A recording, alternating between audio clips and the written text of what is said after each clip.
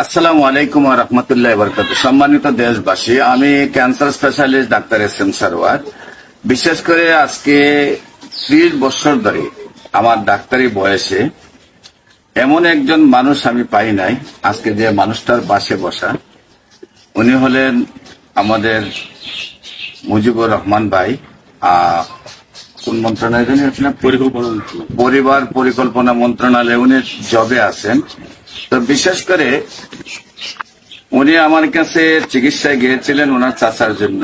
আমরা দেখতে পাই এই যুগে অনেক ছেলে, অনেক লোকের বাবার দায়িত্ব পালন করে না ছেলেরা, কিন্তু উনি ওনার চাচা, উনি বাতিজা হয়ে এমনও দিন গেছে উনি আমাকে প্রথম পরিচয় না দিয়ে আমার চেম্বারে সারাদিন বসে আছেন, সকাল থেকে সন্ধ্যা পর্যন্ত বসে রয়েছেন। যখন আমাকে মানে ওনাকে ফ্লোর দিব আমি, তখন উনি ওনার বিস্তারিত বিষয়গুলো বলবেন।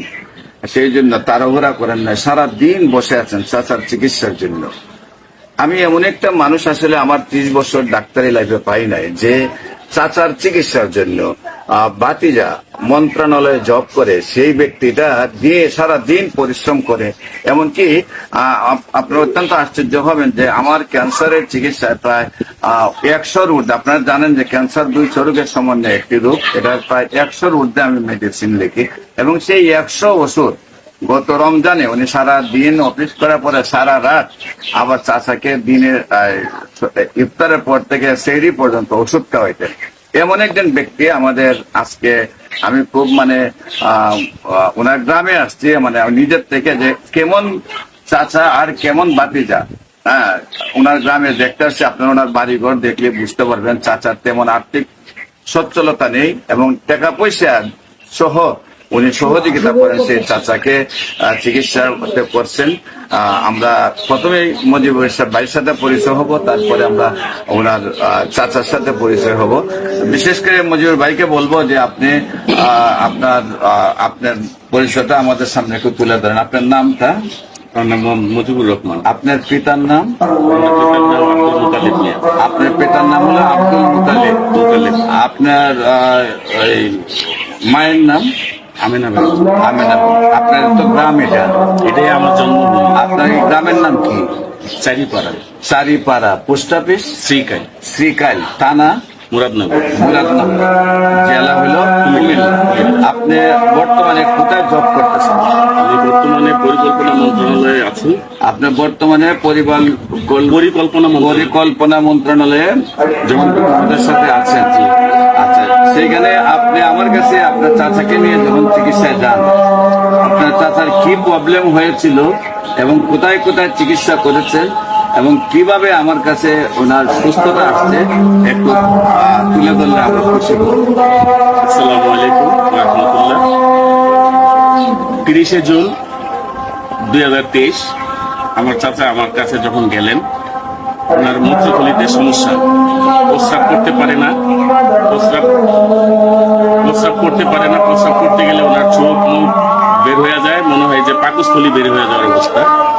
তো তখন আমি সিদ্ধান্ত নিলাম যে আপনাকে ভালো ডাক্তার দেয়া। আমি প্রথম একজন অর্থোপেডিক্স দেখাই। পায়েও সমস্যা হয়েছিল ক্যান্সারের থেকে। তো অর্থোপেডিক্স দেখানোর পরে উনি আমাকে বায়োপসি লেখলেন। বায়োপসি করানোর পরে ধরা পড়লো ক্যান্সার। হ্যাঁ, বায়োপসির পরে ধরা পড়লো ক্যান্সার ধরা পড়লে সরাসরি আমাকে ঢাকা ক্যান্সার হাসপাতালে ট্রান্সফার করে। তৎক্ষণাৎভাবে আমি ঢাকা ক্যান্সার হাসপাতালে নিয়ে যাই। নেওয়ার পরে ওখানে আমি 1 মাস চিকিৎসা করি আমার চাচাকে। চিকিৎসা করানোর পরে লাস্ট সিদ্ধান্ত আসলো যে ওনার অন্ডকোষ সহ কেটে ফেলে দিতে হবে। তখন তো খুব খারাপ, আর্থিক অবস্থাও ভালো না।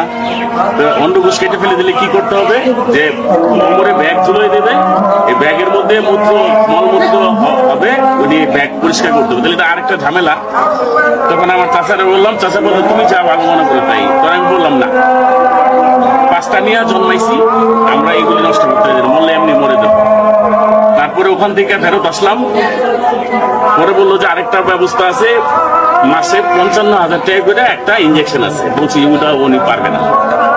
পরে হঠাৎ আমি ইউটিউবে চার্জ দিয়ে ডক্টর সোরাল সাহেবের পাইলাম। পাওয়ার পরে ওনার চেম্বারে আমি যাই। আমি ঘটনা সমস্ত কিছু খুলে বলার পরে উনি বলছে আপনি আমার কাছ থেকে নিয়ে ওষুধ খাওয়ান। তা আজকে ওষুধ নিয়ে আসছি, আজকে এই টিপ নিয়ে হলো 8টা। তো মোটামুটি উনি খাইতে পারতো না। আর উনি যা অবস্থা হয়েছিল, ক্যান্সার শুনলে, ক্যান্সার যখন একটা পেশেন্ট শুনে তখন তার তো অবস্থা এমনি শেষ। উনি লুকায় লুকায় কান্নাকাটি করে, হাঁটুর নিচে মাথা দিয়ে দিয়ে কান্নাকাটি করে। তখন আমি বললাম যে কান্নাকাটি করার কোনো দরকার নেই, আল্লাহ আছে। তখন ডাক্তার শরীর সম্পন্ন হই, শরণাপন্ন হই অধ্যক্ষ, তখন উনি আমাকে বললো যে আমার কাছ থেকে ওষুধ খাওয়ান, ইনশাল্লাহ ভালো হয়ে যাবে। তারপরে আমি 7 মাস যাবত ওষুধ খাওয়াইতেছি। এখন আল্লাহ রহমতে আমার কথা দিব্যি ভালো। উনি খেতে খামারও অনেক কাজ করতে যেতে পারে। তা আমার মনে হয় আরো যদি উনি এরকম ভাবে আরো 7-8 মাস ওষুধ খাইতে থাকেন, তাহলে আমার মনে হয় উনি সম্পূর্ণ সুস্থ হয়ে যাবে, এটা আমার বিশ্বাস। আসসালামু আলাইকুম। একটু দেশবাসীর জন্য এই আপনার আপনার নাম কি? মাহবুব মিয়া। আপনি আমার কাছে চিকিৎসা করে এখন কি সুস্থ আছেন? আপনি আল্লাহ রহমতে সুস্থ আছেন। আপনি বাতিজার মাধ্যমে তো আপনার চিকিৎসা করাইছেন, হ্যাঁ? আচ্ছা, এখন আপনি দেশবাসীর উদ্দেশ্যে কিছু বলার জন্য অনুরোধ করছেন।